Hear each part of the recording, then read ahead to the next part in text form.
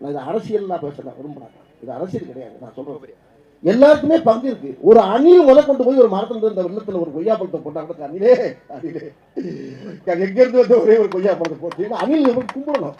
ஒரு அணிலா இருந்தாலும் எலியா இருந்தாலும் அது போய் அங்க போய் ஒரு சின்ன ஒரு கனியை தூக்கி போட்டா கூட அது புண்ணியம் தானையா. எதுக்கு அவன் அங்க அவளுக்கு என்ன வேலை அங்க அவன் அங்க போறான்னா அவன் யார் எங்க அமெரிக்கால வந்து வந்திருக்கான் மாரி செல்வராஜ் தப்பு தப்பா பேசுறாங்க.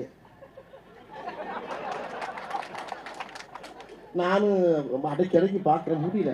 நான் யாரையுமே இப்போ நான் தனிப்பட்ட முறையில் சொல்லலைங்க.